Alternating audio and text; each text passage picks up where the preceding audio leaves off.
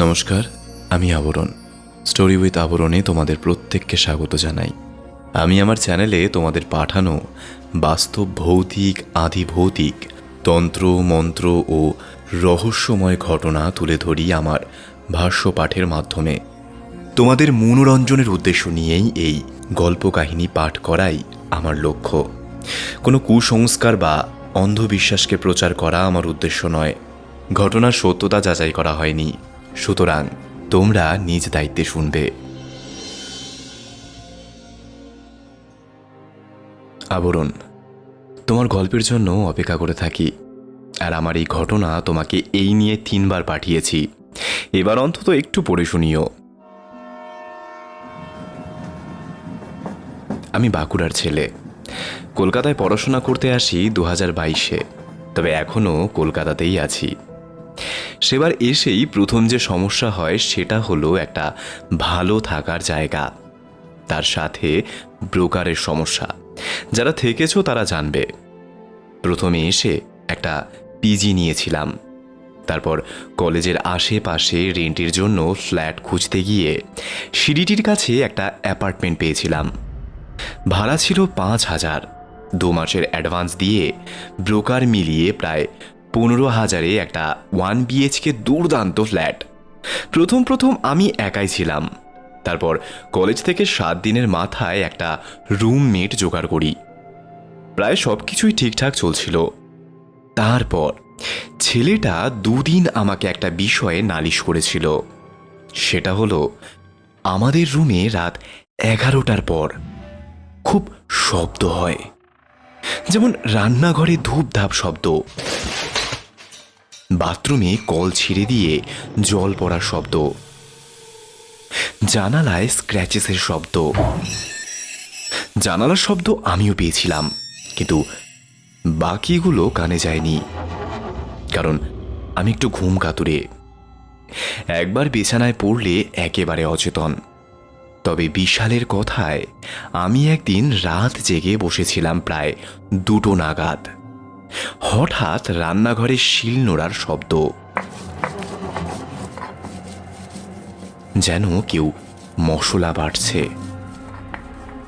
আওয়াজটা হচ্ছিল পাশের ঘরে, যেটা আবার অন্য একজনের ফ্ল্যাটের রুম। যা হোক তা হোক করে সেই রাতটা কাটিয়ে নিলাম এটা বলে যে পাশের ঘরে কেউ রান্না করছে। এবার পরের দিনও একই শব্দ রাত 2টোর সময়, তারপরের দিন 3টে।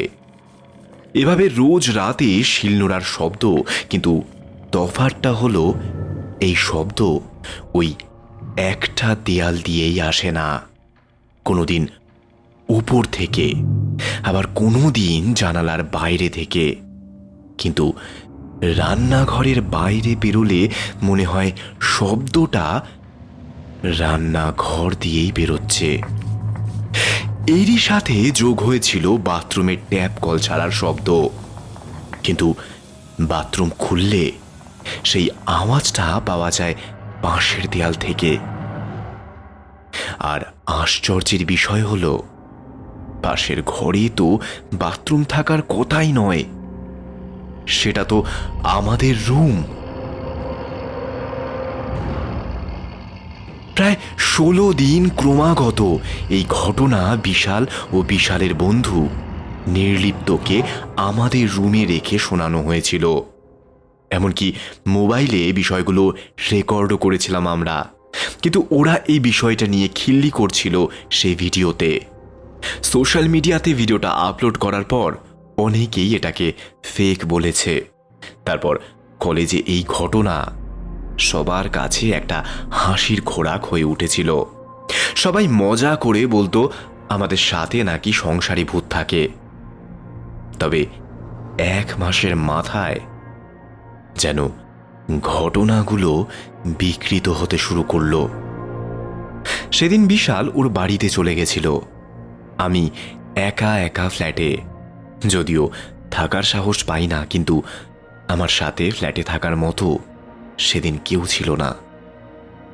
আর যথারীতি যেহেতু আমি কোনো নেশা করি না, তাই হঠাৎ করে কোনো বন্ধু এভাবে রাতে ম্যানেজ করা যায় না। সেই রাতে আমি কানে হেডফোন লাগিয়ে ঠাকুরের গান চালিয়ে এক কোণে শুয়েছিলাম। মন বলছিল কিছু ভুতুড়ে হবে আজকে। চোখ বন্ধ করে বালিশ দিয়ে কান মাথা সব কিছু ঢেকে ফ্যান চালিয়ে চাদর মুড়ি দিয়ে সব লাইট জ্বালিয়ে শুয়েছিলাম। আসলে মন কখনো কখনো সঠিক ইঙ্গিত দেয়। কিছু মানুষ বুঝতে পারে, আবার কেউ এড়িয়ে যায়। ঠিক রাত 11টা। ঘর যেন হঠাৎ করেই ঠান্ডা হয়ে গেল, কিন্তু এদিকে সেটা জুন মাস ছিল। চারিদিকে হিউমিড ওয়েদার, থেকে থেকে বৃষ্টি হচ্ছে, আর ঘর যেন শীতকালের মতো আবহাওয়া। আমার ভয় আরো বেশি হচ্ছিল যখন হেডফোন ভেদ করে আমার কানে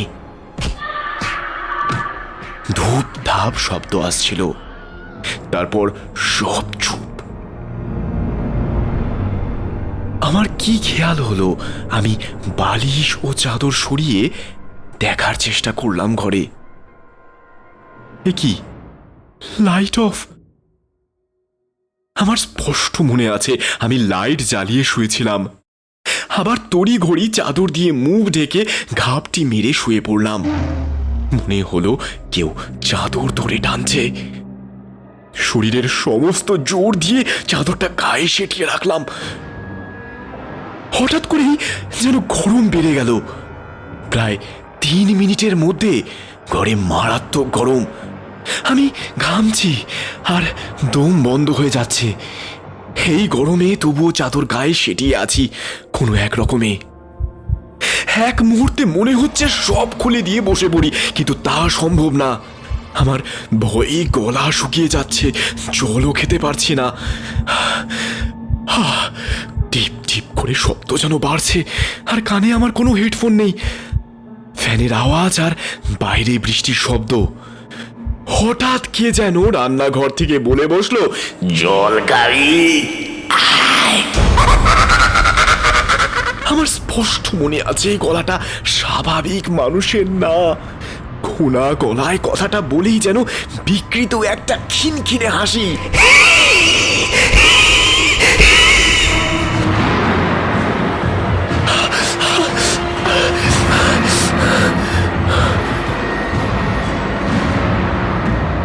আমার আর তারপর কোনো কিছু মনে ছিল না। আমি এখনো বলতে পারি না সেই রাতের কথা।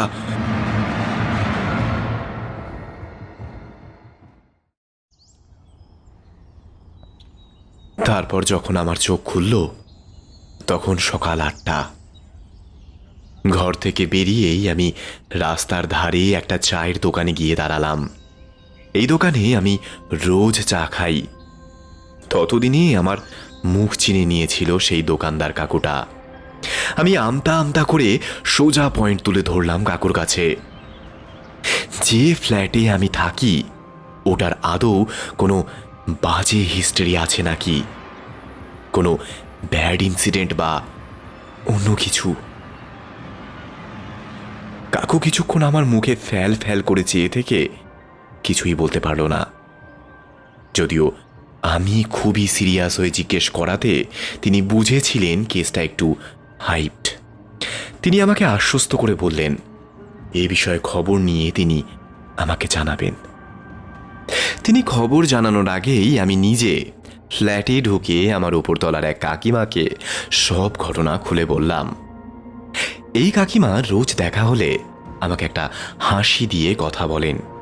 আজ সেই হাসির বিনিময়ে সত্যিটা জানতে চাইলে উনি সবটাই বলেন, কিন্তু টুকরো টুকরো। বাকিটা আমি জোড়া লাগিয়ে নিয়ে আমার ন্যারেটিভ বের করে নিয়েছিলাম। ঘটনা 2017 সালের। একদিন পুলিশ এসে ছেলেটাকে ধরে নিয়ে যায়। মেয়েটাকেও ওর বাপের বাড়ি থেকে এসে নিয়ে যায়। তারপর দীর্ঘদিন এই ঘরে তালা ঝুলত। 2019-এ একদিন আসবাবপত্র বের করতে দেখে কাকিমা একটু কিউরিসিটিতে জিজ্ঞেস করতে জানতে পারেন মেয়েটা মারা গেছে, আর মেরেছে এই ছেলেটাই। সেটাও হয়েছে মেয়েটার নিজের বাড়ি বর্ধমানে। সুতরাং এই ফ্ল্যাটে কেউ মরেনি। এরপর স্বাভাবিকভাবেই এই ফ্ল্যাটের ওনার পরপর স্টুডেন্টসদের ঘর ভাড়া দিতে থাকে। তবুও যেন সব ধোঁয়াশা, কিছুই বুঝতে পারছিলাম না। এরপর দিন চা দোকানের কাকু জানালেন আরেক তথ্য। আমার আগেও 3টে ছেলে এই ঘর নিয়েছিল। তারাও আশ্চর্যজনকভাবে ঘর ছেড়ে চলে যায় 3 মাসের মাথায়। তার মধ্যে একজন এই দোকানের সামনে দাঁড়িয়ে গল্প করছিল। ও নাকি সেই রুমে থাকাকালীন একটা মেয়েকে রোজ রাতেই দেখতে পেত। যেহেতু নেশা করে থাকতো ছেলেটা, তাই খুব একটা শিওর সে তখন ছিল না যে আদৌ কোনো মেয়ে নাকি কোনো ভ্রম। এরপর সেই ছেলেটা একদিন ঘর ছেড়ে দেয় এবং এলাকায় রটে গেছিল যে ওই ফ্ল্যাটে সত্যি নাকি ভূত থাকে। কিন্তু তারপর আরও 2জন ছিল, তারা এসব কিছুই শোনেনি। এমনকি তারা নাকি 5 থেকে 6 মাস খুবই সাধারণভাবে কাটিয়েছে। আমি বিশালকে কল করে কিছু অ্যাডভান্স নিয়ে এই ঘর পরের দিনই ছেড়ে দিই। আমি এখন আছি বাঁশদ্রোণীতে। বিশ্বাস করো আবরণ, ভূত আছে কি নেই আমি সত্যি জানি না, তবে আমার অভিজ্ঞতা যে মিথ্যে না সেই আওয়াজটা আমি এখনো ভুলতে পারি না। এই নাম্বারটা বিশালের, তুমি চাইলে ওর কাছ থেকেও এই ঘটনা জানতে পারো। এরপর আমি আর বিশালকে কল করিনি, কারণ আমার কাজ গল্প পাঠ করা এবং তোমাদের কাজ মতামত দেয়া। এই ঘটনা কি সত্যি বিশ্বাসযোগ্য কমেন্টে জানাও। আর এই রকম কাহিনী তোমরা চাইলে আমাকে পাঠাতে পারো আমার ইমেল আইডি story_with_আবরণে। এরকম আরও কাহিনী শুনতে সাথে থাকো ও শুনতে থাকো স্টোরি উইথ আবরণ।